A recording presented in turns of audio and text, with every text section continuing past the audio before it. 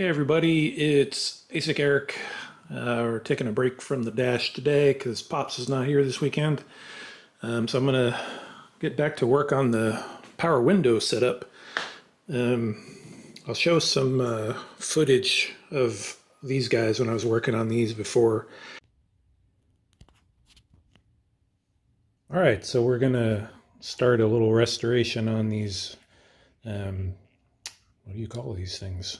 Door boots, whatever. I'm just going to soak these things for a little bit in some super clean, see how that goes. Unfortunately, they had the wires in there, the factory wires, but I couldn't get them out without having to cut them because there's really tight fittings on each end. I couldn't get them through, so unfortunately I had to cut those. I don't need those wires anyway, but somebody may have been able to use them, so that kind of sucks. So let's soak these in some super clean, see how it goes. Well, unfortunately, I don't have enough to cover these things, but you can see right away already the dirt coming off of there. That's pretty sweet. That looks like that's going to work well. So I'll just come out here and turn these over every couple hours or something. I don't think it's going to take a very long time to get those clean. I'll get a little toothbrush or something and clean them up. I think they're going to come out real nice. All right, these have been soaking for about 4 hours. They already look pretty amazing. I didn't do anything to them, just flipped them over one time, so I'm curious to see what the other side of this looks like after flipping. So it looks pretty good.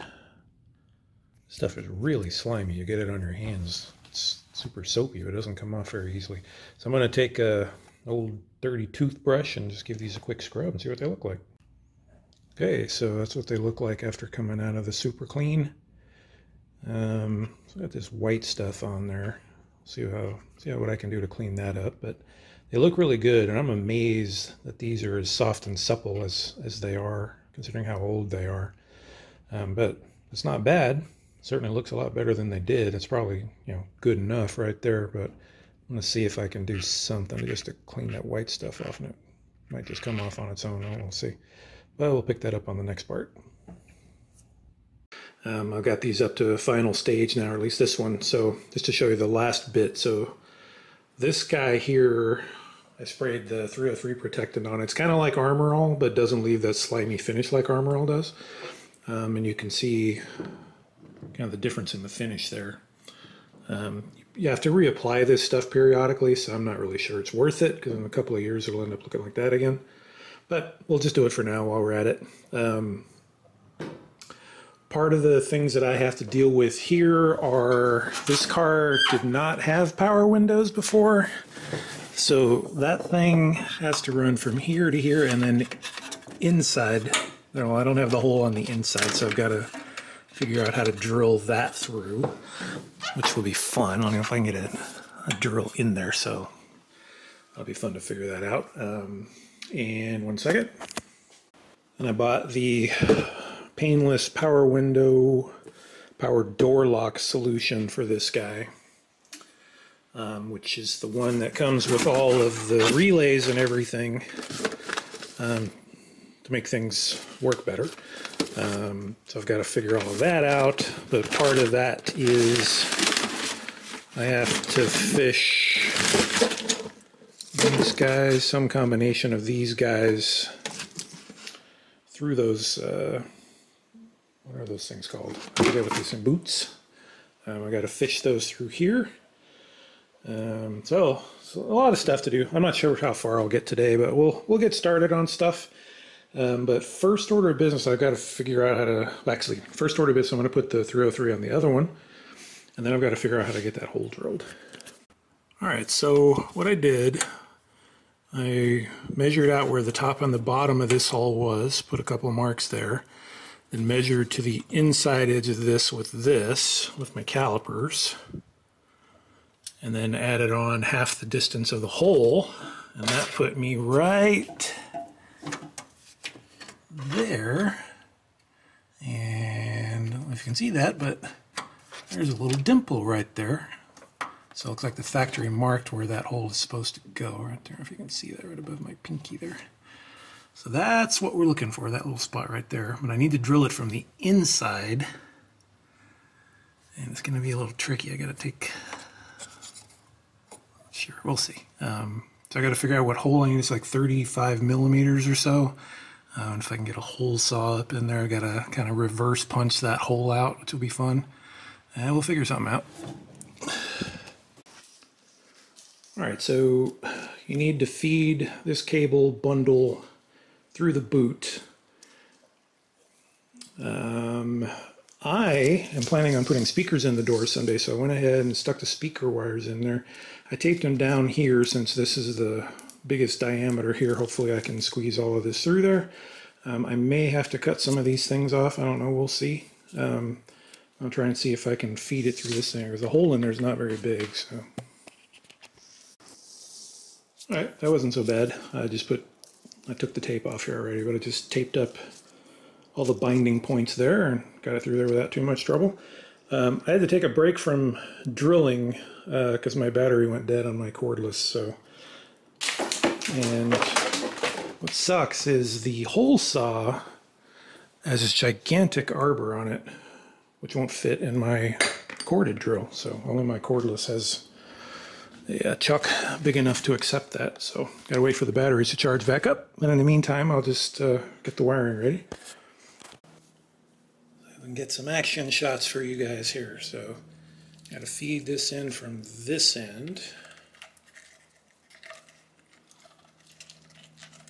Just wiggle it around. How easy that was. That's probably off camera too. Oh well. Make sure I can get the speaker wires all the way through. It's hanging up. There we go. Yeah, sorry, I did that whole thing off camera. Here, I'll do it again. Right, all there. Piece of cake.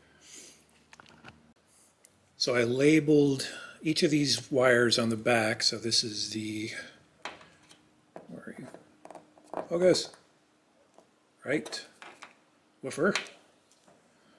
And the right mid. I'm not sure I'm going to put mids in the door, actual mid ranges. I might, I am not, so I'm just going to plumb it and have it ready in case I do someday. Alright, next thing you have to do is install these connectors. Note that the letters are listed on the bottom here, so the diagram, wiring diagram shows you where everything goes. You can also double check you're putting things in the right place because these are all labeled A through F.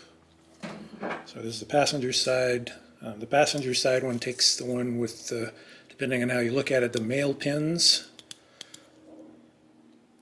And connector H is empty. So I'll move on to the driver's side.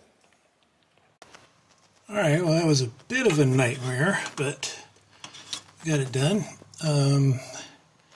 I just put some spray back black epoxy paint on an acid brush and just went around that to seal the metal there. We'll let that dry and then we're ready to fish those things through there.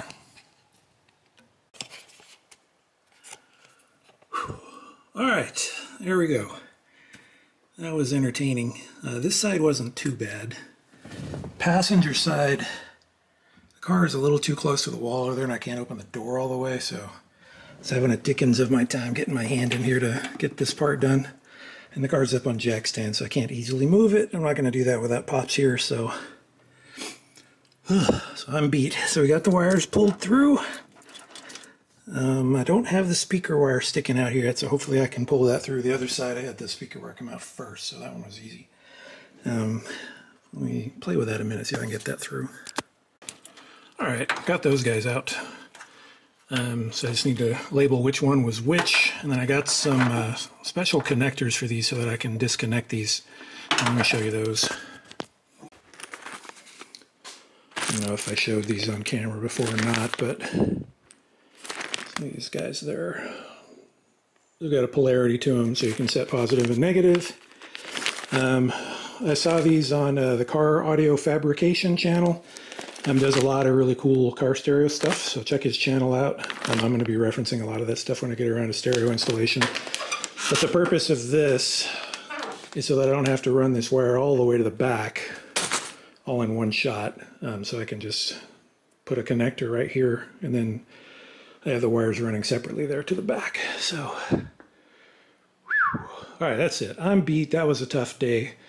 I'll post this now. You can see what I was up to. Next weekend, again, hopefully Pops will be back and we'll be able to get this crazy dash all done. That would be nice. All right.